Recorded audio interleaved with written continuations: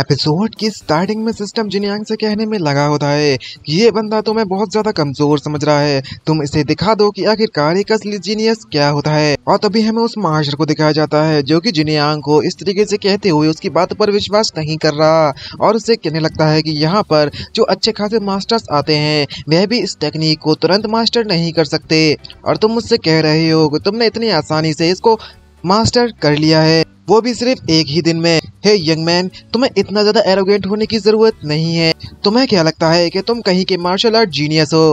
और तभी जिनयांग को दिखाया जाता है जो कि अपनी पावर्स का इस्तेमाल कर जाकर उसके पास जाता है और धूल को समेटकर अपनी उस टेक्निक का इस्तेमाल करने लगता है, वो भी उसी के सामने। और जब वह ऐसा कर रहा होता है तब वहां पर बहुत ज्यादा पावरफुल फोर्स निकलती है जो कि देखने लायक होती है, और उस फोर्स के कारण वह मास्टर सिखाने वाला जिनयांग को दूर जाकर गिरता है और वो बहुत ज्यादा शॉक भी हो जाता है और कहने लगता है क्या ये वाकई में वही डस्ट आर्ट है जो मैं इसे सिखा रहा हूँ। और जब ये बात इसे पता चलती है तो उसको वो रियलिटी में आ जाता है जो कि बहुत ज्यादा शौक होता है। शौक के मारे उसका मुंह फटा का फटा रह जाता है। और तभी ये सब देखते हुए सिस्टम उससे कहने लगता है कि तुम्हारा टैलेंट और तुम्हारी सीखने की क्षमता वाकई में बहुत ज्यादा ग्रेट है, इसके बदले में तुम्हें 2 पॉइंट दिए जाते हैं पोटेंशियल के। और धीरे धीरे करके समय गुजरता है जहाँ पर जिनयांग अपने घर वापस जा रहा होता है तभी वहाँ पर कुछ लोगों को उसे घेरते हुए दिखाया जाता है और वह इस वक्त काफी ज्यादा खुश होता है और कह रहा होता है कि मैं पहली बार उस घर से यानी कि उस ग्रेन से बाहर निकला हूँ और मुझे एक बढ़िया सी टेक्निक भी मिल चुकी है अपने आप को बचाने के लिए।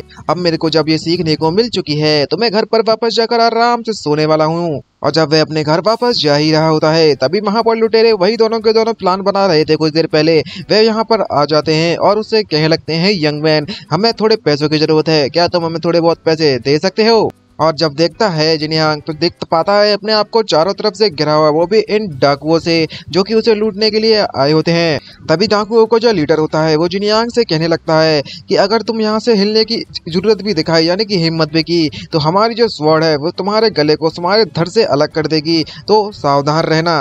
तभी सिस्टम आने लगता है कि तुम्हें लूटने के लिए कुछ लुटेरे आ चुके हैं और ये रैंक 1 का मार्शल आर्टिस्ट है। ये बात जाने के बाद वो बहुत ज्यादा सरप्राइज हो जाता है और कहने लगता है क्या ये बंदा वाकई में एक रैंक 1 का मार्शल आर्टिस्ट है। और तभी जिनयांग की एक्टिंग मोड ऑन हो जाता है और वो एक पाउच निकालकर उस डाकू के पास जाने लगता है और उससे कहने लगता है कि मेरे पास ज्यादा पैसे तो नहीं है, मेरे पास जो भी है वो यहीं पर है। और जब इस तरीके से वे डाकू जिनयांग को हरकतें करते देखता है तो वो काफी ज्यादा सरप्राइज हो जाता है। ये देखने के बाद बाकी के जितने भी मेंबर्स होते हैं वो उस पर हंसने लगते हैं और उससे कहने लगते हैं कि ये बंदा देखकर ही बहुत ज्यादा कावड़ है, बहुत ज्यादा डरपोक है, तुम्हें लगता है कि ये हमारा मुकाबला कर भी पाएगा?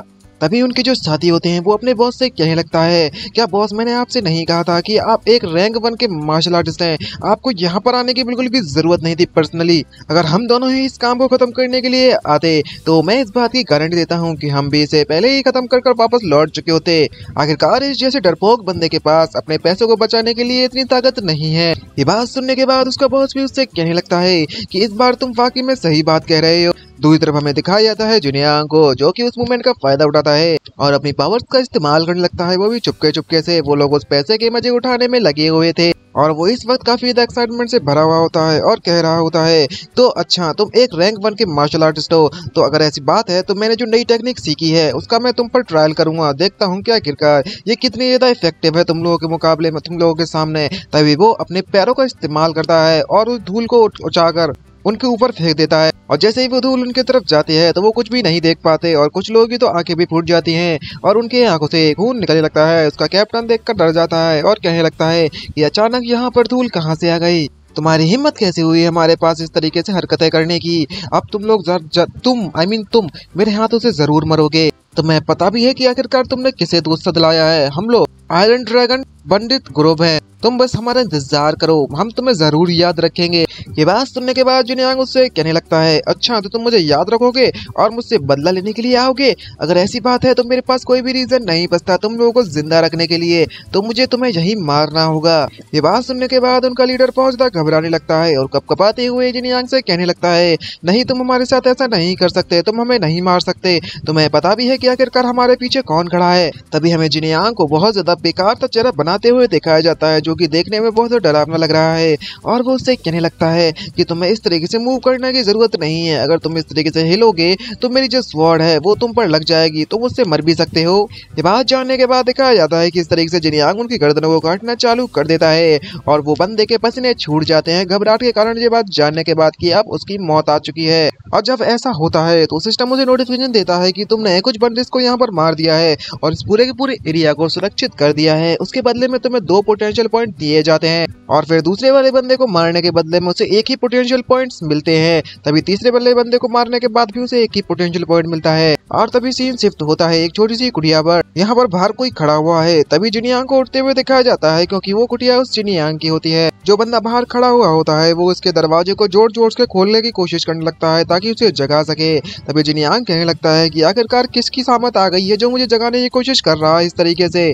क्या तुम्हें पता नहीं है कि आज मेरी कोई ड्यूटी नहीं है, तो मैं क्यों जाऊं बाहर। और तभी वो बंदा बोलता है और कहने लगता है कि मैं एरियो हूँ, मैं तुम्हारे पास आया हूँ। ये बात जानने के बाद वो काफी ज्यादा थोड़ा शांत हो जाता है और वो एरियो से मिलने के लिए उसके पास जाने लगता है और उससे पूछने लगता है कि क्या हुआ एरियो, आखिरकार तुम इतनी जल्दी जल्दी सुबह सुबह मेरे पास मिलने के लिए क्यों आए हो। तभी वहाँ पर एरियो खुश होने लगता है और उससे कहने लगता है मैं तुम्हें बहुत ज्यादा अच्छी जगह पर ले जाना चाहता हूँ, तुम मेरे साथ चलो। ये बात सुनने के बाद वो बिल्कुल भी जाने के लिए रेडी नहीं होता और मना कर देता है और कमरे में वापस घुस जाता है। लेकिन एरियो मानता नहीं है और बार बार उस दरवाजे को नॉक नॉक करने लगता है, जिससे कि वहाँ पर बहुत ज्यादा शोर होता है। और तभी एरियो जब उसको इस तरीके से जाते हुए देखता है और वो आने के लिए तैयार नहीं होता तो उससे कहने लगता है कि तुम अगर वहाँ पर नहीं गए तो तुम बहुत बढ़िया चीज मिस कर दोगे, क्योंकि वहाँ पर बहुत ज्यादा स्वादिष्ट खाना है और बहुत ज्यादा सुंदर सुंदर लड़कियाँ, और लड़कियों का नाम सुन ले और कोई उधर पर ना जाए, ऐसा हो ही नहीं सकता। ये बात जानने के बाद जिनयांग मन में सोचते हुए कहने लगता है कि अब मुझसे ये मत कहना कि एरियो को कोई पसंद आ चुका है और वो उसी लड़की से मिलने जाना चाहता है, वो भी मेरे साथ।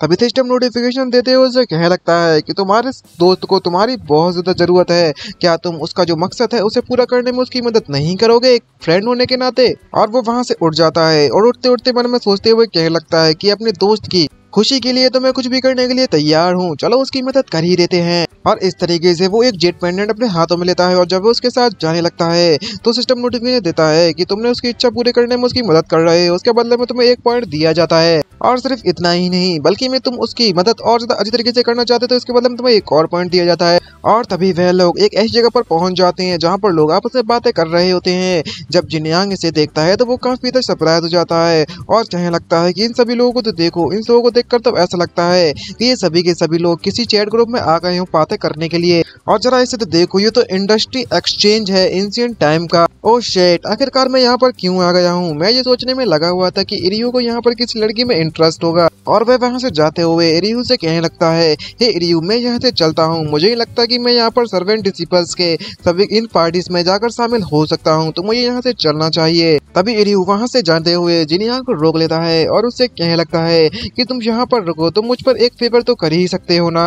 और दूसरी तरफ मन में सोचते हुए कहने लगता है कि ये मेरे लिए ये बिल्कुल भी आसान नहीं था कि मैं तुम्हें इस तरीके से ट्रिक कर यहाँ पर लेकर आ सकूं। अब जबकि मैं तुम्हें यहाँ पर लेकर आ चुका हूँ तो मैं तुम्हें यहाँ से नहीं जाने दूंगा, चाहे कुछ भी हो जाए। तभी सिस्टम में नोटिफिकेशन देते हुए उससे कहने लगता है कि तुम्हारा फ्रेंड वाकई में दिल से चाहता है कि तुम इस पार्टी को अटेंड करो, तो क्या तुम उसकी यह इच्छा पूरी नहीं करोगे। ये बात जानने के बाद वो मान जाता है और कहने लगता है मन में सोचते हुए कि अगर वाकई में मेरा फ्रेंड मेरी मदद करना चाहता है तो मुझे कोई दिक्कत नहीं है, मैं यहाँ पर शामिल हो जाता हूँ पार्टी में। और इसके बदले में उसे 1 पोटेंशियल पॉइंट मिल जाता है। एरियो ये जानने के बाद काफी ज्यादा खुश होता है कि उसका दोस्त मान चुका है और किसी कोई आते हुए तब देखने लगता है तो कहने लगता है कि मैं तुम्हें उन लोगों के साथ इंट्रोड्यूस करवाना चाहता हूँ जिनयांग। और तभी वो एक ग्रुप के पास उसे ले जाते हुए उससे कहने लगता है और वो सर्वेंट डिसिपल्स का ग्रुप होता है और वो उससे कहने लगता है हे जांग, ये मेरा बेस्ट फ्रेंड ये मेरा फ्रेंड है क्वीन जिनयांग। और जिनयांग से कहने लगता है कि इसके बंदे का नाम जांग क्विनजेन है चेंगजेन, और ये सर्वेंट डिसिपल है क्विन शीजिंग का,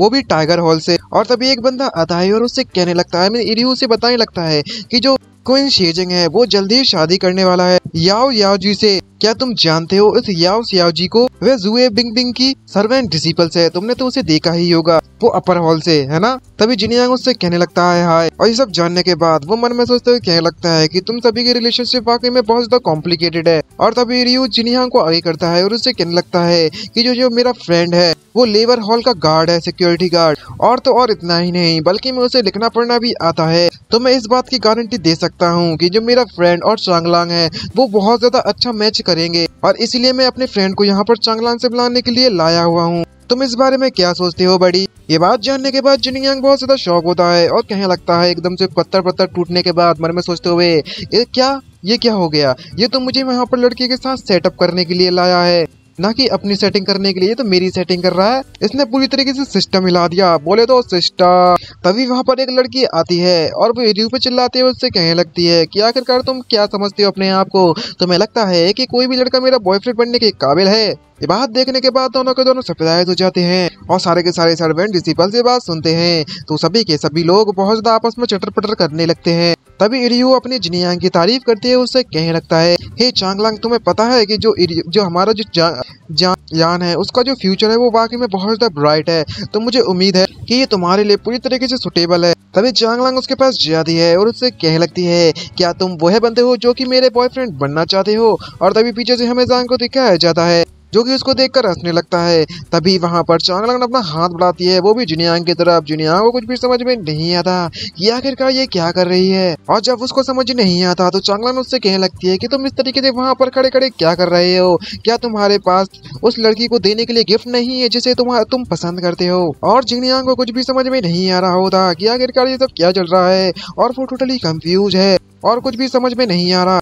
तभी वह जांग उसके पास आता है और वो उससे कहने लगता है, हे रियू, मुझे नहीं लगता कि तुम्हारा जो फ्रेंड है उसके पास कोई ऐसा गिफ्ट है जो कि वो अफोर्ड कर सकता है, और वो इतने ना उसके पास इतने ज्यादा पैसे हैं। अगर तुम वाकई में इस बंदे को मेरी सिस्टर के साथ इंट्रोड्यूस करवाना चाहते हो और चाहते हो कि वो दोनों का दोनों सेटअप हो जाए, तो मुझे लगता है कि हमें आगे और ज्यादा बात नहीं बढ़ानी चाहिए, क्योंकि हमें तो देख ही पता चल चुका है कि इसके साथ क्या होगा। ये बात सुनने के बाद उसकी बेइज्जती होने लगती है और वो बेइज्जती को जिनयांग बिल्कुल भी सहन नहीं कर सकता। और तभी जांग उसका मजाक उड़ाते हुए उसे कहने लगता है कि जब तुम सिक्योरिटी गार्ड की पोजीशन पर पहुंचे थे उससे पहले तुम डॉग्स बॉडी थे, और तुम सिक्योरिटी गार्ड बनने के बाद जो कॉइंस कमाते हो तो मुझे नहीं लगता कि जो मंथली सैलरी है उससे तुम कुछ डिसेंट गिफ्ट खरीदी भी पाओगे मेरी सिस्टर्स के लिए। तुम्हें क्या लगता है, क्या तुम कोई अमीर बंदे हो? तो तुम इस बात का ख्याल रखना कि तुम किसी ऐसी लड़की से शादी करो जो कि तुम्हारे मैच की हो। क्या तुम्हें समझ में आया कि आखिरकार मेरे कहने का मतलब क्या है? तुम अपने आप को देखो, तुम्हारी औकात क्या है और हमारी क्या। तुम आखिरकार हमारे साथ सेटअप करना चाहते हो। तभी वे लड़की भी उसके मजाक उड़ाते हुए उससे कहने लगती है कि जो मेरा ब्रदर है वो तुमसे इसलिए बात कर रहा था इतने समय तक क्योंकि वो मिस्टर फैंग है,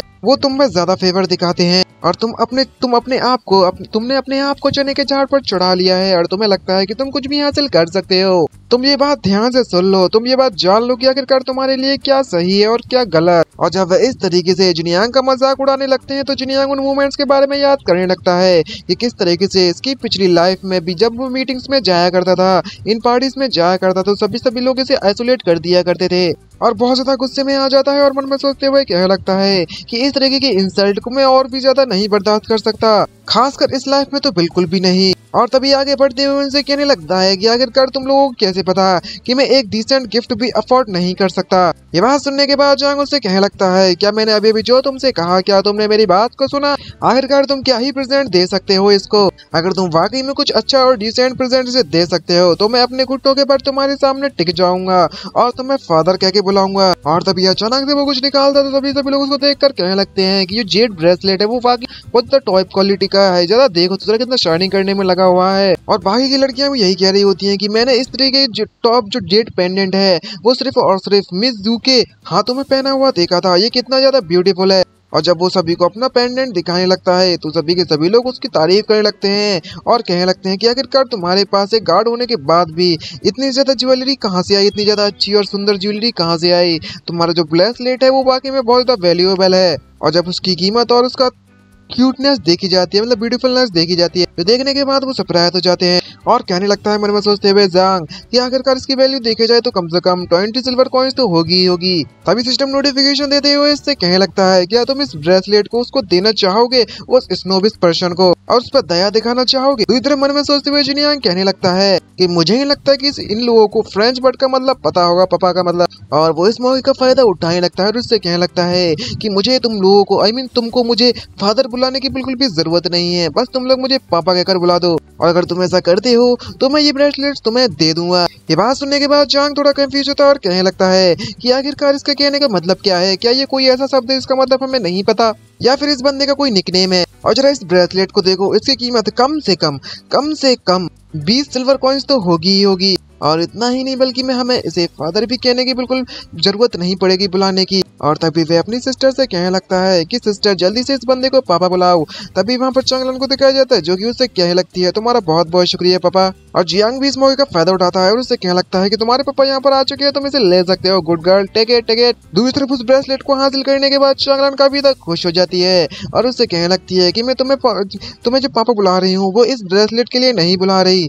अगर तुम वाकई में मेरा पीछा करना चाहते हो तो लाइन में तुम भी लग जाओ। पता है कि मैं तुम्हारे लिए नहीं बनी हूँ, लेकिन फिर भी मैं तुम्हारे लिए एक बढ़िया सी गर्ल का जुगाड़ कर सकती हूँ। उन्हें इंट्रोड्यूस करवा दूंगी तुम्हें, जो कि वेविंग हॉल में वर्क करने में लगी हुई। तभी सिस्टम नोटिफिकेशन देते हुए उससे क्या लगता है कि तुमने इसको ये गिफ्ट दे दिया है सक्सेसफुली, इसके बदले में तुम्हें 3 पोटेंशियल पॉइंट मिलते हैं। और जिनियांग अपना टास्क कंप्लीट करने के बाद मन में सोचते हुए कहने लगता है कि पता है कि मैं एक लड़की से मिलकर खुश तो हुआ, लेकिन मैं तो यह सोचने में लगा हुआ था कि जो इरियो है वो उसकी ब्लाइंड डेट है। पर यहाँ तो सिचुएशन पूरी तरीके से अलग ही थी। तभी रियो जिनियांग से पूछने लगता है, हे जिनियांग, आखिरकार पापा का शब्द का मतलब क्या है और आखिरकार तुमने उन्हें ऐसा क्यों कहा कि वो तुम्हें पापा कहकर बुलाए। तभी जिनियांग उसे एक्सप्लेन करते हुए उसे कहने लगता है कि जिस पापा वर्ड का बदला मैं तुम्हें बताना चाहता हूँ कि एक अलग लैंग्वेज में इस शब्द का मतलब फादर ही होता है, दूसरे सिनोनिम्स के मतलब मुकाबले।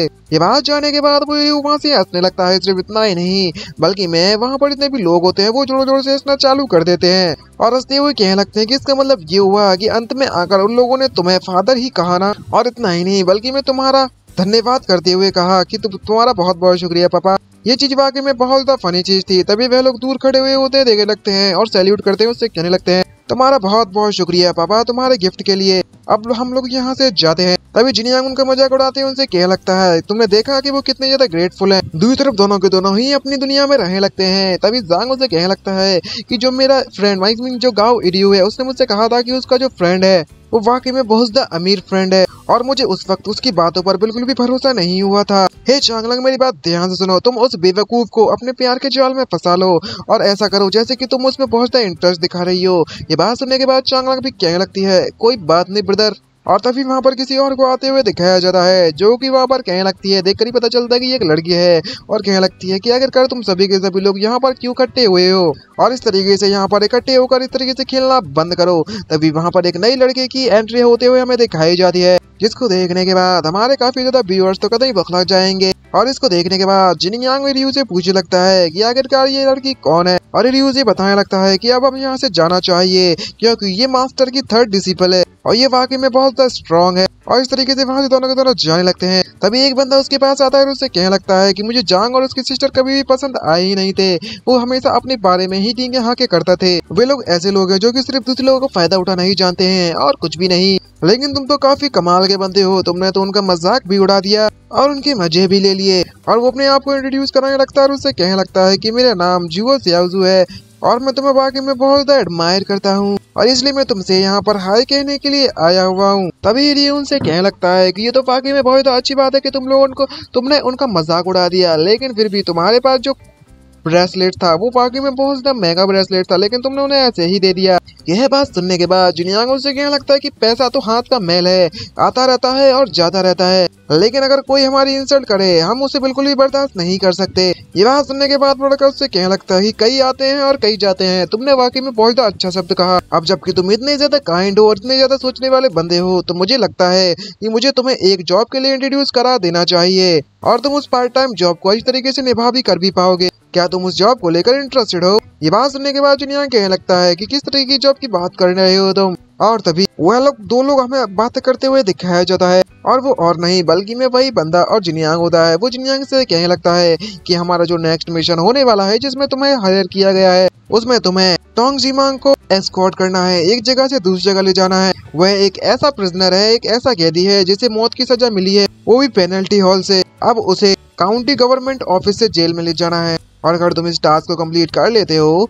तो इसके बदले में तुम्हें 2 सिल्वर कॉइन्स मिलेंगे। ये बात सुनने के बाद वो थोड़ा सा सोचने लगता है और कहने लगता है मन में सोचते हुए, तो इसका मतलब ये हुआ कि मैं जिसको एस्कॉर्ट करने वाला हूँ वो एक प्रिजनर है। ये जो टास्क है वो थोड़ा डेंजरस हो सकता है, तभी वो बंदा जिनियांग से कहने लगता है कि मैं तुम्हें रिकमेंड करने के बजाय तुमसे भीख मांग रहा हूँ कि तुम इस मिशन को एक्सेप्ट कर लो, क्योंकि जो मेरे सीनियर हैं वो किसी ऐसे बंदे को ढूंढ रहे हैं जो कि इस जॉब को करने में कैपेबल हो, और इसी तरीके से मैं उनके लिए कैंडिडेट ढूंढने में उनकी मदद कर रहा हूँ। और उस क्रिमिनल के बारे में बताने लगता है कि किस तरीके से ये एक पंडित हुआ करता था, एक डाकू हुआ करता था एक समय पर, लेकिन हॉलन ग्रेंज के द्वारा उन्हें पकड़ लिया गया। इसने कई सारे ऐसे गुनाह किए थे जिनकी कोई माफी नहीं है। और सिर्फ इतना ही नहीं बल्कि मैं फाइट के दौरान पर उसने हमारे अपर हॉल के एक स्टूडेंट को भी मार दिया था, वो भी अपनी ब्लेड से। सिर्फ इतना ही नहीं, लेकिन जो टोंग जिंगमांग की जो टेक्निक है वो किसी को भी चोट पहुंचाए तो वो एक्सप्लोड हो जाता है वहीं पर। और हमारा जो ग्रेंज है वो उसे काफी समय से टॉर्चर करते हुए आ रहा है, जिससे कि उसकी जो टेक्निक है वो लोग हम लोग उससे हासिल कर सकें, लेकिन वो बंदा हमें कुछ भी बताने के लिए तैयार ही नहीं है। अब जबकि हमारा जो हॉलन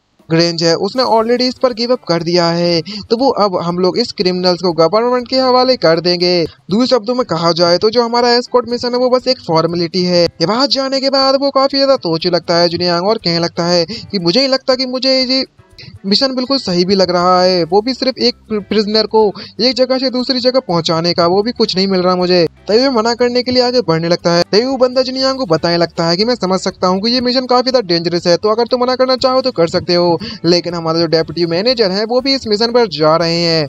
ये बात सुनने के बाद जिनियांग सरप्राइज होता है और कहने लगता है क्या ये बात सच है कि डेप्यूटी मैनेजर भी वहाँ पर जा रहे हैं? अगर ऐसी बात है तो मैं भी उस मिशन पर जाने के लिए तैयार हूँ। और दूसरे मन में सोचते हुए कहने लगता है कि जबकि डेप्यूटी मैनेजर वहाँ पर जा रहे हैं तो मुझे ही लगता कि वहाँ पर कोई खतरा है मेरे लिए। मैं वहाँ पर जाऊंगा, अपनी शक्ल दिखाऊंगा और पैसे लेकर वापस आ जाऊंगा। और इसी तरीके से दिन आता है और वह समय आता है जब उस प्रिजनर को वहाँ से ले जाया जा रहा। तभी बंदा वहाँ पर आता है और उससे कहने लगता है कि हमें एक ऐसे कैदी की यहाँ पर जरूरत है जो कि इस प्रिजनर के साथ रह सके, ऐसे बंदे की इस कैदी के साथ रहने की जरूरत है, और जो भी यहाँ पर अंदर रहेगा हम लोग उसे 2 सिल्वर टेल्स देंगे। और तभी जिनियांग उसको देखता है तो वो काफी सरप्राइज हो जाता है और कहने लगता है कि जान चेंग यहाँ पर क्या कर रहा है। अब मुझसे ये मत कहना कि जो जान चेंग है और वो उससे सीनियर है, वो दोनों के दोनों मिलकर इस टीम को लीड करेंगे। और तभी हमें उस प्रिजनर को दिखाया जाता है जिसकी हालत बहुत ही ज्यादा खराब हो चुकी है ऑलरेडी। और जब इसको देखता है जिनियांग तो कहने लगता है कि इसको देखकर ही पता चलता है कि ये कितना ज्यादा खतरनाक बंदा है। तभी कुछ बंदे आपस में पीछे बात करते हुए कहने लगते हैं कि मैंने सुना है कि जिनमांग बहुत ज्यादा मर्डरस है,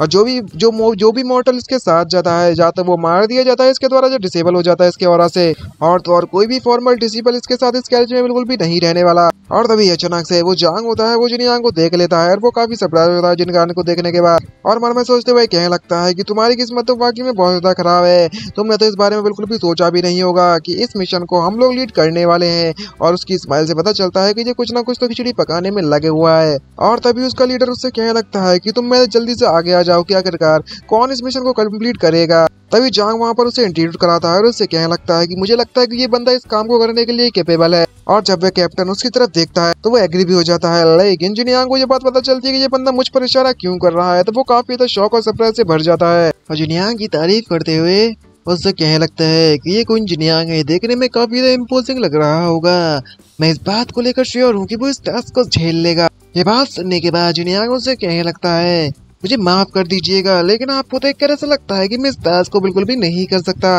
ये टास्क मेरे लिए काफी ज्यादा डिफिकल्ट होने वाला है। ये बात सुनने के बाद जांग उससे कहने लगता है हे तुम इस तरीके से मना नहीं कर सकते, तुम्हें सच में ये टास्क कितना ज्यादा डिफिकल्ट लग रहा है, तो मैं तुम सभी से पूछना चाहता हूँ कि जो भी इस टास्क को कंप्लीट करना चाहता है वो आगे आ जाए। तभी सभी के सभी लोग पीछे हट जाते हैं, जिसके कारण जिनियांग ऑटोमेटिक आगे आ जाता है। और जब वो इसको देखता है तो वो टीम लीडर उससे कहने लगता है चलो ठीक है अब तुम फटाक से इसके अंदर घुस जाओ। और तभी जिनियांग पीछे मुड़कर देखते हुए गालियां देते कहने लगता है कि तुम सभी के सभी बास्टर्ड्स को देखो, तुम लोगों ने मुझे आगे कर दिया। और सभी के सभी लोग हंसना चालू कर देते हैं।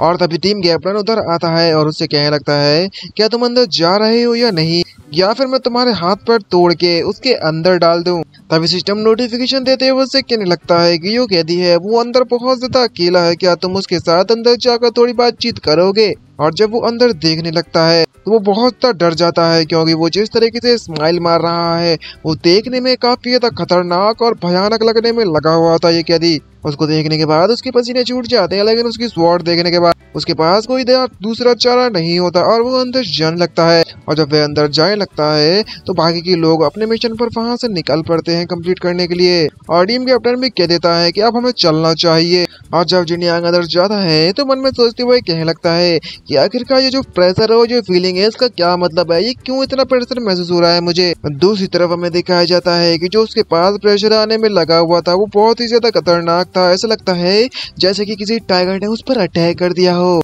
और तभी वह प्रिजनर यानी कि वह कैदी जुनियांग को अपने पास बुलाता है और उससे कहने लगता है हंसते हुए, क्या मैंने तुम्हें डरा दिया है। और जब इस तरीके का रिएक्शन देखता है तो सिस्टम नोटिफिकेशन देते हुए उसे कहने लगता है कि तुमने एक ऐसे बंदे की बात कर ली है जो कि ऑलमोस्ट मरने वाला है और इसके बदले में तुम्हें 10 पॉइंट दिए जाते हैं पोटेंशियल के। ये बात सुनने के बाद जुनियांग काफी ज्यादा सरप्राइज होता है और कहने लगता है मन में सोचते हुए कि जो टास्क है जितना ज्यादा रिस्की भरा होगा उतना ही ज्यादा मुझे पोटेंशियल पॉइंट मिल रहे हैं। ये तो बहुत ही ज्यादा बुरा सिस्टम है। और इसको देखते हुए कहने लगता है मन में सोचते हुए इस गुंडे को कि यार इस डाकू को तो देखो, ये तो देखकर ही बहुत ज्यादा खतरनाक लगता है। यहाँ तक कि मैं अगर अपनी रिवर टेक्निक का ग्रेट रिवर टेक्निक का इस्तेमाल करूँ उसके प्रेशर के लिए, लेकिन फिर भी मैं इसके प्रेशर को दूर नहीं भगा पा रहा पूरी तरीके से। तभी वो डाकू से कहने लगता है, हे बंदे, हे बच्चे, तुम मेरे जरा क्लोजर आ जाओ। अगर तुम मेरे पास आ जाओगे तो ये जो प्रेशर है उसका जो इफेक्ट है वो तुमसे थोड़ा कम हो जाएगा और तुम्हारे दूर होने के कारण मैं तुम्हें भी ढंग से देख नहीं पा रहा। तभी जुनियांग सुनने के बाद पर मैं सोचते हुए क्या लगता है तो इसका मतलब ये हुआ कि अगर मैं इसके ज्यादा क्लोज चला गया उतना ही ज्यादा प्रेशर कम होता जाएगा। खैर जो भी हो, मेरे पास ऑलरेडी ग्रेट रिवर टेक्निक का मैं इस्तेमाल करने में लगा हुआ हूँ और मैं ज्यादा देर तक यहाँ पर नहीं रुक सकता और वरना मैं एक्सप्लोड हो जाऊंगा और एक्सप्लोड होने के बाद इसे प्रेशर के कारण मर जाऊंगा क्योंकि ये प्रेशर मेरे लिए बहुत ही ज्यादा है। तभी वह डाकू से कहने लगता है कि तुम इतना काफी है तुम्हारे क्लोज आने के लिए। जब वे इतना ज्यादा क्लोज आ जाता है तो डाकू हंसते हुए से कहने लगता है कि तुम बहुत ज्यादा क्लोज आ चुके हो मेरे लिए, तो काफी ज्यादा अच्छा हुआ क्योंकि अब जो तुम्हारा ब्लड है वो चक्कर मुझे बहुत ज्यादा अच्छा लगने वाला है। और तभी वे उसके ब्लड को एब्जॉर्ब करना चालू कर देता है, जिसको देखकर जुनियांग डर जाता है और उससे कहने लगता है, अरे नहीं, मुझे तो इस तरीके से यहाँ पर नहीं आना चाहिए था। लगता है कि मैंने अपने गार्ड को डाउन कर दिया, अब ये मुझ पर अटैक कर दिया है, मैं कैसे बचूं। तभी सिस्टम नोटिफिकेशन देते हुए उसे कहने लगता है कि ये एक ऐसा बंदा है जिसे नींद की बहुत ज्यादा परेशानी है और काफी समय से नहीं सोया है और अगर तुम इसकी मदद करते हो तो तुम्हें पॉइंट्स मिलेंगे। क्या तुम इसकी मदद करना चाहोगे? और कंडीशन के तौर पर तुम्हें पहला है कि तुम फैब्रिक फ्लो दे सकते हो या फिर स्लीप इंड्यूसिंग पाउडर का या फिर बुकलेट दे सकते हो ताकि तुम कहानी सुनाकर ये पढ़ सके, पढ़कर सो जाए या कहानी सुनाकर। ये बात सुनने के बाद काफी सरप्राइज होता है मन में सोचते हुए और उसे कहने लगता है, वाह, सिस्टम तो काफी ज्यादा अच्छा हो गया है कि मुझे टास्क कंप्लीट करने के लिए खुद ही मुझे अपने आइटम देने में लगा हुआ है सिस्टम। और कहने लगता है, क्या ये फ्लो दूंगा तो ये बंदा वाकई में सो जाएगा और अगर बुक दे दूं तो क्या ये उससे भी सो जाएगा। लेकिन मुझे लगता है कि अगर मैं इसे स्लीप इंड्यूसिंग पाउडर दे दूं वो भी अपनी ग्रेट रिवर टेक्निक का इस्तेमाल कर और डस्ट डार्ट का इस्तेमाल कर लूं तो शायद मैं इसका अच्छी तरीके से इस्तेमाल कर सकता हूँ। दूसरी तरफ उसकी एनर्जी वो बंदा एब्जॉर्ब करने में लगा ही हुआ होता है और जुनियांग यह जानने के बाद काफी ज्यादा खुशी से मचल पड़ता है और कहने लगता है कि आखिरकार सिस्टम ने कुछ ऐसा कर दिया है जो कि मेरे फायदे में है। और बाहर जितने भी स्कॉन्ड्रियर्स बैठे हुए हैं वो सभी के सभी लोग यह सोच रहे होंगे कि वह मैं मर गया अंदर, तो यहाँ पर किसी भी तरह की कोई भी आवाज आए उन्हें फर्क नहीं पड़ने वाला। और यही चीज तो मैं चाहता हूँ, इस मौके का फायदा उठाकर मैं आराम से बच सकता हूँ और अपनी टेक्निक का इस्तेमाल कर सकता हूँ। और अभी कर देता है अपनी उस पाउडर का इस्तेमाल और जैसे वो उस पाउडर का इस्तेमाल करता है तो उसे कुछ अजीब लगने लगता है। ये बात जानने के बाद वो सरप्राइज हो जाता है और पसीने छूटने लगते हैं उस डाकू के और वह डाकू से कहने लगता है कि आखिरकार तुमने ऐसी कौन सी ट्रिक का इस्तेमाल किया है मेरे ऊपर जिससे कि मुझे अजीब लगने लगा है। उसका सारा का सारा प्रेशर भी कमजोर हो जाता है। दूसरी तरफ जुनियांग बेहोश होकर वहीं पर गिर जाता है और इस तरीके की आवाज आती है तो बाहर जो कैप्टन होता है वो थोड़ा घबरा जाता है और उससे कहने लगता है कि जो बंदा अभी अंदर गया था इसको देखकर लगता है कि वो ऑलरेडी मर गया होगा अब तो कम से कम तो तोंग जिन जाने यानी कि ये डाकू कम से कम शांत हो गया है उसको मारने के बाद। दूसरी तरफ ये जांग काफी ज्यादा अपनी मन में हंसने लगता है और कह रहा होता है कि आखिरकार ये तो काफी अच्छा हुआ कि जुनियांग तुम यहाँ पर मारे गए फाइनली। दूसरी तरफ जुनियांग को होश आता है और वो खड़ा होने लगता है। तभी वह डाकू उसके खड़े होने के बाद उससे पूछने लगता है कि आखिरकार तुम कौन हो। तभी जुनियांग उससे कहने लगता है कि तुम कौन हो, क्या तुम कंफ्यूज हो। तभी सिस्टम नोटिफिकेशन देते हुए बताता है कि तुम्हारे सामने जो बंदा बैठा हुआ है काफी ज्यादा स्ट्रॉन्ग बंदा, वो सोने में लगा हुआ है तो उसके बदले में तुम्हें 5 पॉइंट दिए जाते हैं मिशन कंप्लीट करने के। ये बात जानने के बाद जुनियांग उससे कहने लगता है कि अगर वाकई में यह बात है तो वो उसके फादर बनने की एक्टिंग करते हुए से कहने लगता है कि तुमने अपने बाप को नहीं पहचाना, तुम्हारी इतनी हिम्मत हो गई, क्योंकि वो टोटली नशे में है, नींद में है, इसलिए उसे पता ही नहीं चलता कि उसके सामने कौन है। वो डाकू ये बात जानने के बाद काफी ज्यादा सरप्राइज होता है। तभी जिनियांग उसे गालियां देता है और कहने लगता है, बेवकूफ कहीं के, तुमने अपने खुद के बाप को नहीं पहचाना कि आखिरकार जो रोटन फिस्ट है क्या तुमने उसे मेमोराइज कर लिया? अब जल्दी से उसको रीड करो। तभी वो डाकू मान जाता है और उससे कहने लगता है कि हे डैड, अगर ऐसी बात है तो मैं अभी अभी रीड करता हूँ उसे। और वो उस मंत्र को पढ़ने लगता है उस टेक्निक के। तभी सिस्टम नोटिफिकेशन देते हैं, उससे कहने लगता है, क्या तुम 15 पॉइंट को कंज्यूम करना चाहोगे रोटन फिस्ट टेक्निक को सीखने के लिए और बिगिनर लेवल तक पहुंचने के लिए? और यहाँ पर वो उसे एक्टिवेट कर देता है, जिससे कारण वो टेक्निक को बिना किसी परेशानी के सीखने लगता है। और सारी की सारी जो प्रैक्टिस है वो उसका सिस्टम एक्टिवेट कर देता है और उसके दिमाग में सारी की सारी प्रैक्टिस घुस जाती है और बिना किसी परेशानी के उसके मूवमेंट्स भी उसे याद हो जाते हैं। तभी सिस्टम वापस से नोटिफिकेशन देता है और उसे कहने लगता है कि ये जो बंदा है उसे पूरी तरीके से टॉर्चर किया गया है, क्या तुम उसकी मदद करना चाहोगे स्लीप इंड्यूसिंग पाउडर के साथ, ताकि वो बेहोश हो जाए और शांति से अपने सपनों में खो सके और स्वीट ड्रीम आ सके। इसकी यह इच्छा पूरी करने के लिए वह अपने स्लीप इंड्यूसिंग पाउडर का इस्तेमाल करता है और उससे कहने लगता है कि हाँ, ऐसा मैं कर ही सकता हूँ, मुझे ऑलरेडी जो रोटन फिस्ट टेक्निक है वो मिल चुकी है, मैं वाकई में इस पावर को टेस्ट करना चाहता हूँ। और जिनियांग ये बात जानने के बाद काफी ज्यादा खुश हो जाता है और उससे कहने लगता है कि अगर वाकई में इसके पास रोटन फिश टेक्निक है तो इसका मतलब ये हुआ कि इसके पास कई सारी ऐसी टेक्निक भी होंगी जो कि बहुत ज्यादा इम्पोर्टेंट होंगी इसके लिए, और काफी पावरफुल टेक्निक्स भी मैं सीख सकता हूँ। और तभी वह उस डाकू से पूछने लगता है कि मेरे बेटे, तुम काफी समय से काम करने में लगे हुए हो, आखिरकार तुमने जितना भी खजाना छुपा कर रखा है वह कहाँ पर है? और इसी तरीके से समय गुजरता जाता है। तभी हमें कोई जिनियांग को बाहर निकलते हुए दिखाया जाता है, जो कि देखने में काफी भयानक है। और उनको बाहर निकलने के बाद ग्रीट करने लगता है। समय गुजरने के साथ साथ वो पहुंच गया होता है उस जगह पर, और वो जब उन्हें ग्रीट करता है तो बाकी के जितने भी लोग तो होते हैं वो ये देखने के बाद काफी ज्यादा शॉक हो जाते हैं और कहने लगता है शौक के मारे वो, कैप्टन आखिरकार ये बंदा जिंदा कैसे है, ये कैसे पॉसिबल हो सकता है, ये बंदा क्या अभी तक मरा नहीं है? दूसरी तरफ जो ऑफिशियल होता है वो भी काफी ज्यादा खुश होने लगता है जिनियांग को इस तरीके से जिंदा देखने के बाद और उसके लिए तालियां बजाने लगता है। और फटाक से उड़ने के पास उसके पास जाकर उसके हाथ पकड़ लेता है और उससे कहने लगता है कि ये यंग मैन को देखो, बहुत ही ज्यादा अच्छा बंदा है ये तो, और मुझे लगता है कि इसके पास वाकई में बहुत ज्यादा पोटेंशियल है। तभी जिनियांग उससे कहने लगता है कि तुम्हारा बहुत बहुत शुक्रिया मिस्टर लियो। दूसरी तरफ जो दूसरा बंदा है वो काफी ज्यादा शॉक होता है, सरप्राइज होता है इस तरीके से फेवर देखने के बाद उसका, जहाँ पर वो उसको मक्खन मारने लगता है वो ऑफिशियल उसको, और उससे कहने लगता है कि हमारा जो गवर्नमेंट ऑफिस है उन्होंने एक नई पोजीशन खाली की है, तुम चाहो तो उस पोजीशन का इस्तेमाल अपने लिए कर सकते हो बच्चे, और अगर तुम यहाँ पर जाते हो ये तुम्हारे लिए ही फायदेमंद होने वाला है, क्योंकि मैं जानता हूँ तुम जैसे लोगों का जो फ्यूचर है वो वाकई में बहुत ज्यादा ब्राइट होगा, तो तुम ज्वाइन करना चाहो तो कर सकते हो। दूसरी तरफ उसका जो लीडर होता है उस गैंग का, जिस जगह से आया हुआ है जिनियांग, उस हॉल मास्टर, तो उसे थोड़ा अजीब लगने में लगा हुआ होता है और सिस्टम इस बात को नोटिस कर लेता है और उसे सलाह देते हुए उसे कहने लगता है कि जो तुम्हारा डेप्यूटी मैनेजर है वो बहुत ज्यादा ऑनर को वैल्यू करता है, अगर तुम इस तरीके से इसके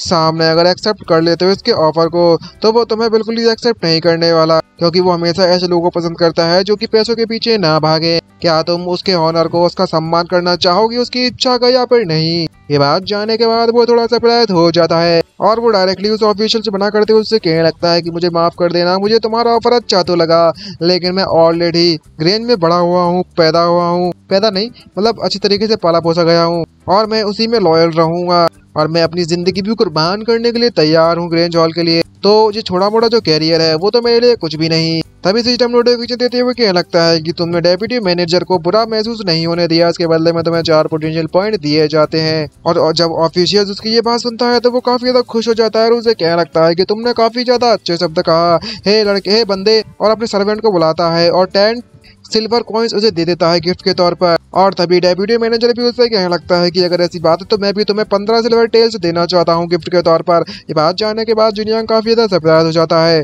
और उसके पास पैसा ही पैसा आ जाता है। ये देखने के बाद वो कैप्टन और वो जो होता है वो बहुत ज्यादा घबरा रहे होते हैं, क्योंकि उसके पास जो पैसे मिलने चाहिए थे इनको वो मिल गए क्वीन जिनियांग को, और उनके जलने के कारण बहुत ज्यादा बुरी हालत हो जाती है। तभी नेक्स्ट सीन में कुछ समय के बाद का सीन दिखाया जाता है। यहाँ पर जिनियांग के पास एक मैप होता है और वो कह रहा होता है कि जिस तोंग बंदे ने जाकर उस डाकू ने यहाँ पर अपना खजाना छुपा कर रखा होगा वह जगह ये, इस मैप की मदद से मैं वहाँ पर जरूर पहुंच ही जाऊंगा। और जिस तरीके से वो उस वक्त रोने में लगा हुआ था तो मुझे नहीं लगता कि उस बंदे ने झूठ बोला होगा। और तभी वह जाते जाते कहने लगता है कि मुझे लगता है कि यहीं पर वो टेम्पल होना चाहिए था, लेकिन आखिरकार मुझे अभी तक वह क्यों नहीं दिखा। और तभी वहां पर एक व्हाइट टाइगर सोने में लगा हुआ और उसका पैर उसकी पूंछ पर रख जाता है, जिसके कारण वो व्हाइट टाइगर वहां सोते हुए जग जाता है। लेकिन जिनयांग को अभी तक कोई भी होश नहीं है कि आखिरकार ये सब क्या करने में लगा हुआ है। वो व्हाइट टाइगर बहुत ज्यादा गुस्से में आ जाता है और उसकी तरफ बढ़ने लगता है। जिनयांग जब उसे नोटिस करता है तो वो पीछे मुड़कर देखता है और देखने के बाद उसके पसीने छूट जाते हैं घबराहट के कारण, और स्लीप इंड्यूसिंग पाउडर का इस्तेमाल करने लगता है ताकि वो इस व्हाइट टाइगर को जल्द से जल्द सुला सके और अपनी जान बचाकर वहां से भागना चालू कर देता है, वो भी फुल रफ्तार में। और दूसरी तरफ हमें दिखाया जाता है कि जो व्हाइट टाइगर है वो अपने सांसों का इस्तेमाल करता है इस पाउडर को दूर भगाने के लिए और वो उसमें बेहोश नहीं होता। इस तरीके से देखने के बाद जिनयांग काफी ज्यादा सरप्राइज हो जाता है और वहां से भागते हुए कई सारे आइटम्स उसकी तरफ दिखते हुए कहने लगता है कि अब मुझे क्या करना चाहिए इससे अपनी जान बचाने के लिए। तभी एक चीज डायरेक्टली व्हाइट टाइगर के सर पर लगती है, जिसको देखकर वो सरप्राइज हो जाता है। कई सारी चीजें फेंक रहा होता है वो चलते चलते इसलिए। और तभी जिनयांग को एक छोटा सा झाड़ियां दिखती हैं, उसको देखकर कहने लगता है कि अगर मैं वहां पर घुस जाता हूँ तो मुझे ही लगता है कि ये टाइगर मेरा पीछा करेगा और मैं बच जाऊंगा। लेकिन जब वहां से कूद जाता है तो वो देखता है कि वो जगह तो बहुत ज्यादा गहरी होती है, जिसको देखकर उसकी और ज्यादा फट जाती है डर के मारे और वह धीरे धीरे करके लुढ़क लुढ़क कर नीचे पहुंच जाता है। उसको काफी ज्यादा चोट भी लगने लगती है क्योंकि इस तरीके से गिरने के कारण। और गिरने के बाद कहने लगता है कि मुझे रोडन फिस्ट और ग्रेट रिवर टेक्निक है वो मेरे लिए काफी नहीं होने वाली, मुझे ऐसी मूवमेंट्स के लिए लाइटनेस स्किल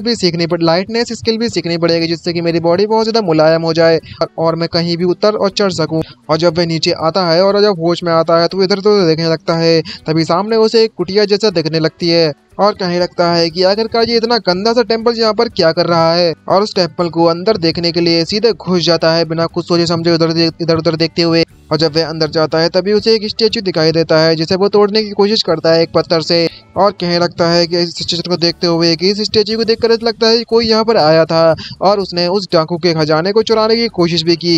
लेकिन बदकिस्मती वाली बात थी कि ये जो स्टेचू है वो वाकई में बहुत ज्यादा सख्त है, इसे तोड़ना इतना ज्यादा आसान नहीं। सो जो आउटसाइडर जो भी यहाँ पर आया था वो उसके खजाने को ले जाने में नाकामयाब रहा। तो इसका मतलब ये हुआ वो इसलिए नहीं ले जा पाए क्योंकि उनके पास रोडन टेक्निक नहीं थी, रोडन फिश टेक्निक। और बिल्कुल सही समय है अपनी रोडन फिश टेक्निक का टेस्ट करने का कि आखिरकार ये कैसे काम करती है। और वो इस टेक्निक का इस्तेमाल करने लगता है और जैसे ही इसका इस्तेमाल करता है तो वहां पर एक जोरदार धमाका होता है जिसके कारण वो पूरे के पूरे स्टैच्यू के चीथड़े उड़ जाते हैं। उसको देखने के बाद तभी उसे एक बॉक्स दिखाई देता है और जैसे ही वो उस बॉक्स को खोलता है तो वहां पर कुछ लीव्स पड़ी हुई होती हैं, गोल्डन लीव्स और कुछ पिल्स। और कहने लगता है कि आखिरकार ये गोल्डन लीव्स से मैं तो बहुत ज्यादा अमीर हो गया, लेकिन आखिरकार इस वाइल्ड में क्या है, कोई इस तरह की मेडिसिन, अगर कौन सी मेडिसिन। तभी सिस्टम नोटिफिकेशन देने लगता है कि तुम्हें अभी हाई लेवल्स की पिल्स ढूंढी है तुमने, क्या तुम्हें इन्हें 20 पोटेंशियल्स के साथ आइडेंटिफाई करना चाहोगे, पोटेंशियल पॉइंट के साथ। ये बात सुनने के बाद जिनयांग उससे क्या लगता है कि मेरे पास इतने पॉइंट्स नहीं है कि मैं फालतू में वेस्ट करूं इसे आइडेंटिफाई करने के लिए,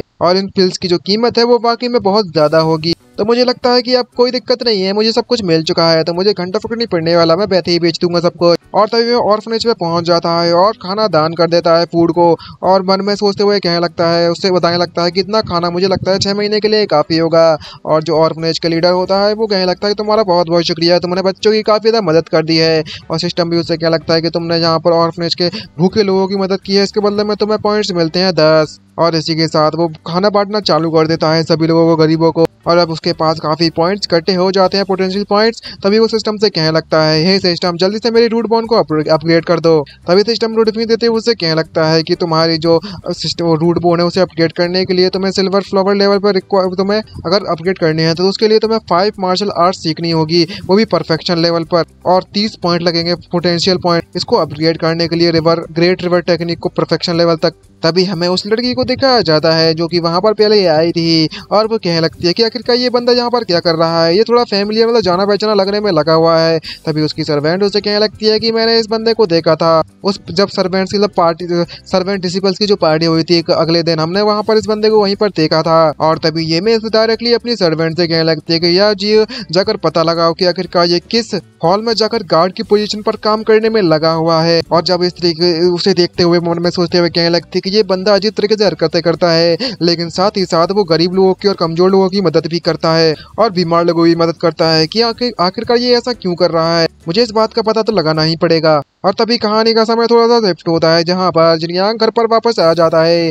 तभी हमें चांगलांग को दिखाया जाता है, जो कि उसको देखने के बाद खुश होते हुए, अपने ही हाथ पकड़ते हुए खुश होते हुए कहने लगती है कि आखिरकार मैंने काफी समय बाद इस बंदे को देख लिया है, मैं इसका काफी समय से इंतजार कर रही थी। और हंसने लगती है और वो घबराते हुए स्टाइल में पोज मारते हुए जुनियांग के पास जाती है और उससे कहने लगती है कि कितना ज्यादा कोइंसिडेंस वाली बात है जुनियांग, और बताती है कि तुमने सिर्फ उस डाकू को एस्कॉर्ट करने में टीम की मदद ही नहीं की थी, बल्कि मैं तुम्हें मिस्टर आओ के द्वारा अप्रिशिएट भी किया गया था। ये बात देखने के बाद जिनयांग सरप्राइज हो जाता है और उससे कहने लगता है, हे आखिरकार चांगलांग तुम आखिरकार लेवल हॉल में क्या कर रही हो। तभी जो चांगलांग है उससे कहने लगती है कि मैं यहाँ से बस गुजरने में लगी हुई थी, तभी मैंने सोचा कि मैं तुमसे मिल चलूं और मैं तुम्हें देखने के लिए यहाँ पर आ गई। तभी सिस्टम नोटिफिकेशन देते हुए इससे कहने लगता है कि इस लड़की को लाइफ के एक्सपीरियंस के बारे में तुम कुछ सिखाओ और जिंदगी के बारे में, दुनिया के बारे में इसकी जो गलत सोच है उसको, उसकी पिक्चर है वो चेंज करने में इसकी मदद करो। क्या तुम इसे सिखाओगे कि जिंदगी क्या होती है। इस मौके का फायदा उठाते हुए जिनयांग मन में सोचते हुए कहने लगता है, क्या ये बिल्कुल सही समय है, मैं उन लाइंस का इस्तेमाल करूंगा जिसे हम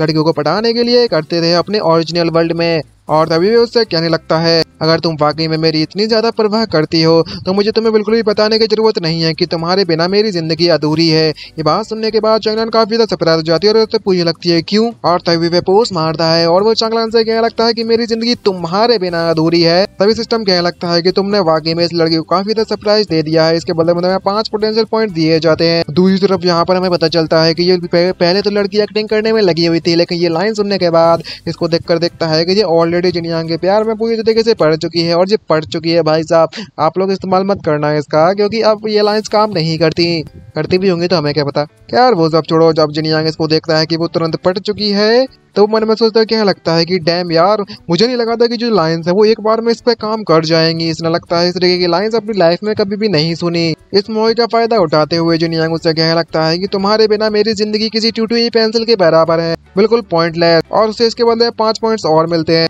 लेकिन वो इस लाइंस को बिल्कुल भी कॉम्प्रिहेंड नहीं कर पा रही होती है और वो बहुत ज्यादा शॉक हो जाती है। उसका दिमाग बिल्कुल भी काम करना बंद कर जाता है चांगलांग का, क्योंकि इतनी तारीफ इसकी जिंदगी में पहली बार हो रही है और ये पूरी तरीके से पड़ चुकी है हमारे जिनयांग से।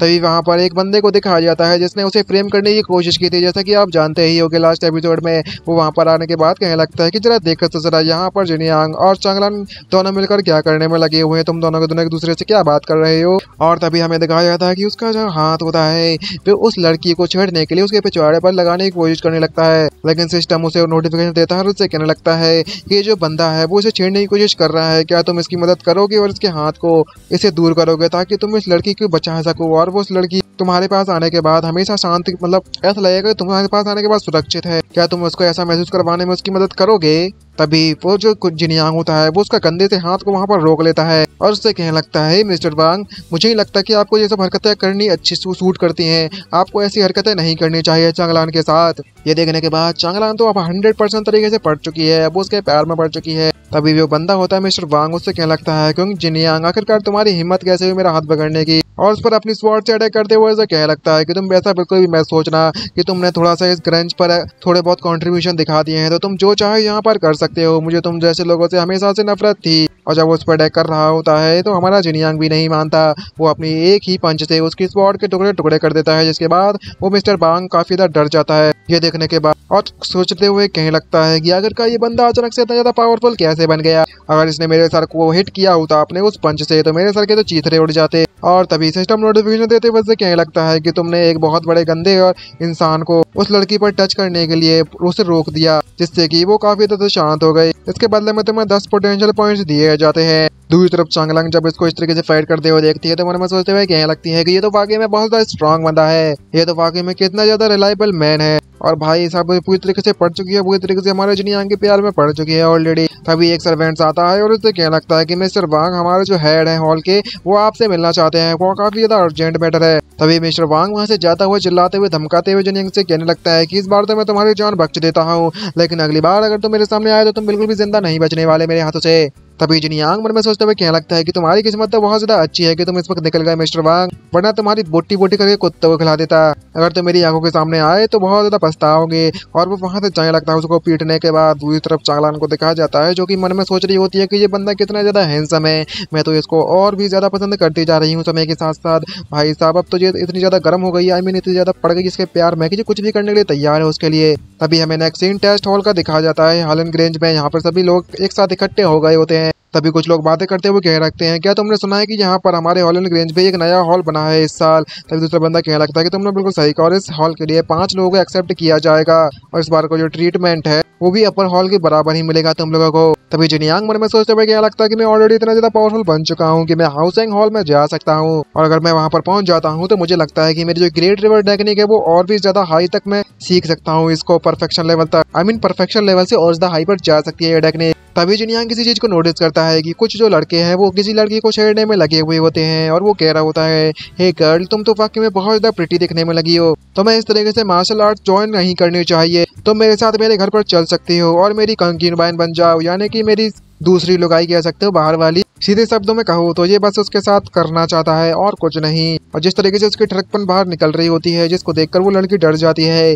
और वो बंदा मानता नहीं और उससे कहने लगता है कि आखिरकार तुम अपनी स्वॉर्ड को बाहर क्यों निकाल दिया है। वो लड़की डरते हुए उससे कहने लगती है कि तुम मेरे नजदीक मत आना। तभी जिनयांग उसको देखने के बाद मैं सोचते हुए कहने लगता है कि इस तरीके का जो बंदा है वो भले ही इस हॉल को ज्वाइन कर ले लेकिन उसकी जो डेथ है वो जल्द ही उसके पास आ जाएगी और वो जल्द ही मारा जाएगा भले ही ज्वाइन करने के बाद भी। तो ये काफी ज्यादा बेटर होगा कि इस तरीके से किसी भी कमजोर को नहीं अंडर एस्टिमेट करना चाहिए और कमजोर हमेशा ऐसे वर्ल्ड में मारे जाते हैं जहाँ पर सिर्फ और सिर्फ पावरफुली काम आते हैं मार्शल आर्ट्स। और इस तरीके का व्यवहार देखते हुए सिस्टम नोटिफिकेशन देते हुए उससे कहने लगता है कि यहाँ पर एक सिक्योर न्यूकमर आया हुआ है, क्या तुम उसे बताना चाहोगे अपनी स्ट्रेंथ के और मार्शल आर्ट्स के स्ट्रेंथ के बारे में कि मार्शल आर्टिस्ट पैसों से ज्यादा इंपॉर्टेंट है। और तभी जिनयांग उस लड़की की मदद करने के लिए उसके पास पहुंच जाता है और वो उस बंदे से कहने लगता है कि तुम वहीं पर रुक जाओ, नहीं तुम्हारे लिए अच्छा नहीं होगा। ये बात जानने के बाद वो बंदा रुकता है और सरप्राइज हो जाता है, लेकिन उसका जो हाथ है वो उस लड़की के कंधे पर होता है और चिल्लाते हुए कहने लगता है कि आखिर यहाँ पर कौन इतना ज्यादा भौंकने में लगा हुआ है और कौन मुझे परेशान कर रहा है, तुम यहाँ से निकल लो नहीं तो तुम्हारी सेहत के लिए अच्छा नहीं होने वाला।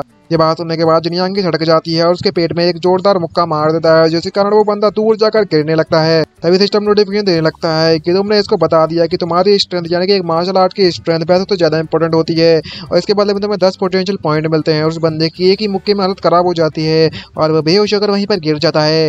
तभी जिनयांग उस लड़की के पास जाते हुए उससे कहने लगता है कि हेलो मिस, क्या आप ठीक हैं, क्या आप सुरक्षित हैं। वो लड़की काफी ज्यादा घबराई हुई होती है, देखने में तो काफी ज्यादा लोली जैसी दिख रही है, लेकिन जब जिनयांग को इस तरीके से देखती है तो वो काफी ज्यादा रिलायबल महसूस करने लगती है। दूसरी तरफ सिस्टम उसे कहने लगता है कि दुनिया बहुत ज्यादा क्रूर है और लोग काफी ज्यादा खतरनाक, क्या तुम इस लड़की की मदद करना चाहोगे जो कि काफी ज्यादा कंफ्यूज्ड है और तुम क्या इसे थोड़ा एनकरेजमेंट देना चाहोगे। ये बात सुनने के बाद जिनयांग मान जाता है और अपना इंट्रोड्यूस कराते हुए उससे कहने लगता है कि मेरा नाम क्वीन जिनयांग है और मैं इस ग्रेंज का मेंबर हूँ। इस तरीके से जब उस लड़की की मदद कर रहा होता है तो लड़की अपना हाथ बढ़ाती है अगर उससे ऐसे कहने लगती है कि मेरा नाम वांग जीजियांग है, तुम्हारा बहुत बहुत शुक्रिया कि तुमने मेरी मदद कर दी। ये बात सुनने के बाद जिनयांग उससे कहने लगता है कि जीजियांग अगर तुम्हारे पास कोई परेशानी है तो तुम मुझे डायरेक्टली बता सकती हो, भले ही मैं कोई फॉर्मल डिसिबल तो नहीं हूँ लेकिन इस जगह पर मेरे काफी कनेक्शंस हैं, मैं उनका इस्तेमाल कर तुम्हारी थोड़ी बहुत तो मदद कर ही सकता हूँ। ये बात सुनने के बाद वो लड़की शर्माने लगती है और उससे कहने लगती है कि मैं यहाँ पर बिल्कुल फाइन हूँ और मैं यहाँ पर अकेली भी। और जिस तरीके से वो एक्सप्रेशन बनाने में लगी हुई होती है हमारे व्यूअर्स इसको क्यूट मानते हैं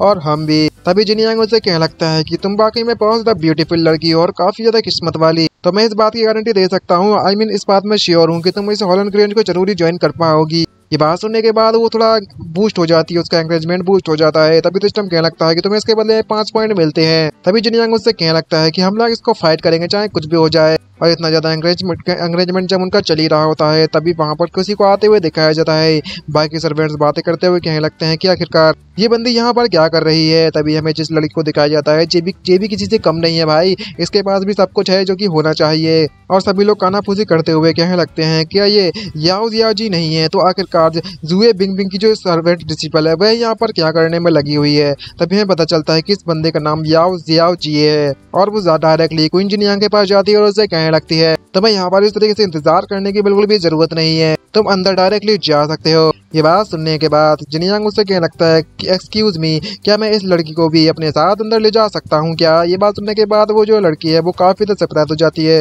जिनयांग ये जानने के बाद सरप्राइज होती है। और तभी जियाओ जी इससे कहने लगती है कि तुम इस लड़की को अपने साथ ले जा सकते हो। तभी सिस्टम उसे बताने लगता है कि इस हॉलन ग्रेंज के टेस्ट के दौरान जो स्टूडेंट हैं वो लोग एक ऐसे पत्थर पर मेडिटेट करेंगे जो कि क्यू छोड़ता है, और तो और ये जो पत्थर है उससे मिस्टीरियस प्रेशर जाएगा उन कैंडिडेट्स पर, जाने की उन लोगों पर जो मेडिटेट करेंगे इस पर बैठकर, और ये जो प्रेशर है वो समय के साथ इंक्रीज होता जाएगा। और इसी दौरान जब वो मेडिटेट कर रहे होंगे तो जो कैंडिडेट्स होते हैं वो अपनी बॉडी से अनकॉन्शियसली अपने क्यू को रिलीज कर देंगे, जो कि उस स्पिरिचुअल स्टोन के साथ रिएक्ट होगी। और तभी यहाँ पर कहानी प्रेजेंट में आती है जहाँ पर वो जाने लगता है और कह रहा लगता है उससे, चलो हम लोग भी अंदर जाकर देखते हैं कि आखिरकार क्या है। और वहाँ पर कई सारे लोग खड़े हुए होते हैं और उनको देखने के बाद वो बंदे कहने लगते हैं कि यहाँ पर और तो अच्छे लोग आ चुके हैं कितने ज्यादा, लेकिन ये लड़की है वो वाकई में बहुत ज्यादा प्रिटी है, हम लोग इसको अपनी स्लेव बना सकते हैं। कुछ लोग तो ये भी कह रहे होते हैं कि वाकई में ये लूजर को ऐसा लगता है कि ये लोग इस हॉल में आई मीन जो ग्रेंज हॉल है उसमें रिसीबल्स बन सकते हैं क्या।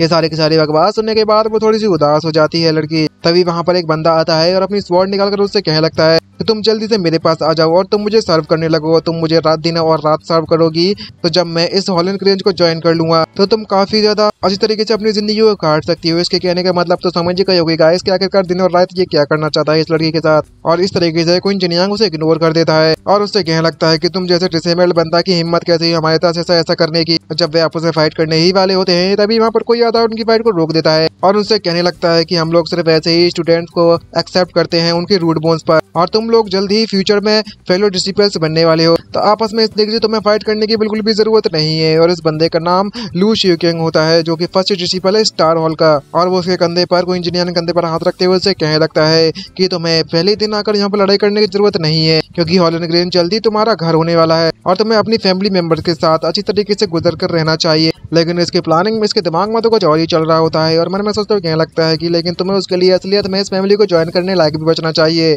और कहने लगता है कि तुम लोग वहाँ पर जा सकते हो, वहाँ पर तुम्हें बेसिक रूल्स बता दिए जाएंगे यहाँ के, मैं तुम्हें ऑल द बेस्ट कहता हूँ कि तुम लोग टेस्ट में अच्छा दिखाओगे। ये बात सुनने के बाद जिनयांग सरप्राइज होता है थोड़ा सा, और तभी उस रूट बोन के बारे में बताया जाता है जैसे कि उसे एक्सप्लेन किया जाएगा और इस तरीके से बताया जाता है कि जैसे कि कोई ऐसा पत्थर जैसे कोई कीचड़ वगैरह हो और उस पत्थर में अगर स्पिरिचुअल स्टोन के पत्थर में थोड़ा सा बहुत क्रैक वगैरह हो और जिनके पास वो उस पत्थर को बिल्कुल भी ग्रो होने नहीं करवा सकते, वो स्लज लेवल रूट बोन्स होती है उनके पास। अगर कैंडिडेट उसमें से थोड़ी बहुत रूट्स भी मतलब उगवा देती हैं तो वो डेड वुड लेवल पर होती है उसकी रूट बोन, और इसी तरीके धीरे धीरे करके उसकी जो रूट्स होती हैं वो धीरे धीरे ग्रो होती जाएंगी और हार्ड होती जाएंगी और उसके बाद वो ब्रांचेस यानी कि लकड़ियां बनती जाएंगी। जब ब्रांचेस बन जाएंगी तो उसे हम iron wood level root bones कहते हैं। और इस तरीके से सिल्वरी फ्लावर जो रूट बोन ब्रांचेस है वो तब माना जाती है जब उसमें से फ्लावर्स निकल पड़ते हैं, और उस फ्लावर्स के बाद अगर उसमें से गोल्डन लाइट्स निकलने लगी तो हम उसे गोल्डन ब्रांच लेवल की रूट बोन्स कहते हैं। तभी वहाँ पर कोई आता है उनसे कहने लगता है कि जिन लोगों के पास स्पिरिट स्टेबलाइजिंग पिल्स मतलब पहुंच चुकी हैं वो यहाँ पर बैठ सकते हैं इस पत्थर पर और मेडिटेशन चालू कर सकते हैं। और बताने लगता है कि अगर तुम फोर्सफुली यहाँ पर होल्ड करने की कोशिश करोगे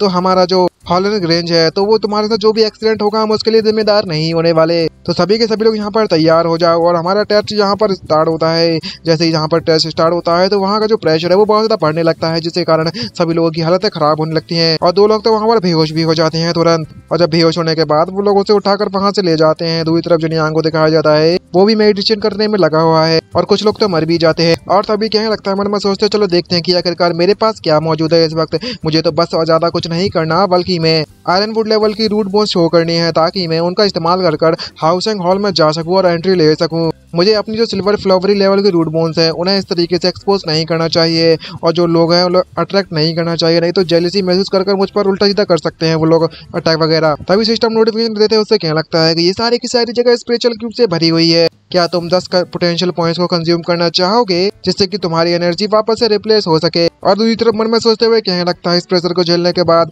नहीं मेरे पास सिल्वरी फ्लावर रूट बोन्स है तो मेरे को तो यहाँ पर थोड़ा बहुत मैं झेल सकता हूँ। लेकिन एक बात मुझे समझ नहीं आ रही कि अगर जो वांग जी जियांग है उसके साथ क्या हो रहा होगा। मैं वांग जी जियांग को लेकर काफी ज्यादा चिंतित हूँ, क्या वो उस स्पिरिट स्टेबलाइजेशन पिल का इस्तेमाल कर लेगी। और तभी वो जी जियांग की तरफ देखने लगता है तो उसे बहुत ज्यादा कठिनाइयों का सामना करना पड़ता है और वो देखता है कि वो उस पिल का इस्तेमाल करने वाली होती है और देखता है कि ये तो आयरन बोर्ड लेवल है इसका spirit bone I mean spirit bone root कहते हैं। और दूसरी तरफ मन में सोचते हुए कहने लगता है कि भले ही इस पिल का ये इस्तेमाल कर ले, लेकिन फिर भी वो उस हॉलन ग्रेंज को ज्वाइन करने के लिए इतना इसके लिए काफी नहीं होने वाला। और जब वो उसको ले रही होती है पिल को, तो वो उसकी चिंता करने में लगा हुआ होता है और कह रहा होता है कि ये लड़की काफी अच्छी है, लेकिन अगर ये यहाँ पर रुक गई तो इसके लिए बिल्कुल भी अच्छा नहीं होगा, लेकिन इसे रुकना तो पड़ेगा ही। तभी दूसरी तरफ हमें उस बंदे को दिखाया जाता है जो कि उस लड़की को छेड़ने में लगा हुआ था। तभी वो जिनियांग की तरफ देखता है, चिल्लाते हुए उसे कहने लगता है, तुम डॉक्स बॉडी के बंदे कहीं के, जल्दी से अपनी स्प्लिट स्टेबलाइजिंग पिल मुझे दे दो, नहीं तो तुम्हारे लिए बिल्कुल भी अच्छा नहीं होगा। और वो जिनियांग की पिल चुराने की कोशिश करने लगता है। बाकी जो बंदा होता है वो उसे ऑफर देता है और उससे क्या लगता है कि इसके बदले में मैं तुम्हें 300 सिल्वर टेल्स दूंगा, ये तुम्हारे लिए काफी होगा मुझे लगता है। तभी दूसरे बंदे भी ऑफर देना चालू कर देते हैं और कुछ लोग क्या लगता है कि 310, 315 यहाँ पर ऑप्शन चालू हो जाता है। ये बात जाने के बाद जिनियांग काफी सरप्राइज होता है और क्या लगता है मन में सोचते हुए कि मैं वाकई में स्टेबलाइजिंग पिल, स्प्लिट स्टेबलाइजिंग पिल को इतने ज्यादा मैं सेल कर सकता हूँ कि अगर मुझे 350 कोई ऑफर देगा तो मैं शायद इसे सेल कर दूं। तभी वो बंदा दिखाया जाता है ये जो कि मेडिटेशन कर रहा होता है और उसे क्या लगता है कि जो कोई पिल्स पर डिपेंड कर इसको पास करेंगे वो तो गुड फॉर नथिंग होते हैं, किसी काम के नहीं नल्ले। भले ही वो ज्वाइन भी कर ले हॉलन ग्रेंज को, लेकिन वो किसी काम के नहीं निकलेंगे फ्यूचर में, वो समय बर्बाद करेंगे। ये बात सुनने के बाद वो बंदा कहने लगता है कि ये तो गू फैमिली का बेटा है ना, सन है ना, और डायरेक्टली 500 टेल्स निकालता है और उससे कहने लगता है कि तुम मुझे अब वो पिल दे दो और मैं तुम्हें कैश ऑन डिलीवरी देने के लिए तैयार हूँ। तभी सिस्टम नोटिफिकेशन देते हुए उससे कहने लगता है कि ये अमीर फैमिली का बंदा तुमसे पिल खरीदने के लिए तैयार है, क्या तुम उस पर दया दिखाना चाहोगे और अपनी पिल उसे देना चाहोगे। लेकिन वो सिस्टम की बात को नहीं मानता और डायरेक्टली उसे मना कर देता है। तभी सिस्टम उससे कहने लगता है कि तुमने तो बहुत सरप्राइज दे दिया है, बता दिया है दुनिया इसको कि दुनिया में पैसा ही सब कुछ नहीं होता। तुमने इस बंदे को आज सिखा दिया है कि ये इसकी जो लाइफ है वो हमेशा से बहुत ज्यादा आसान थी और दिखा दिया है कि जिंदगी इतनी ज्यादा आसान नहीं है, इसके बदले में तुम्हें 12 पोटेंशियल पॉइंट दिए जाते हैं। ये बात सुनने के बाद वो बंदा बहुत ज्यादा गुस्सा होने लगता है। दूसरी तरफ हमें वो जो जिनियांग को दिखाया जाता है वो उस लड़की को देखता है, उससे कहने लगता है कि आखिरकार इसके साथ क्या हुआ। यहाँ पर हमें दिखाया जाता है उस लड़की की हालत बहुत ज्यादा खराब हो रही होती है।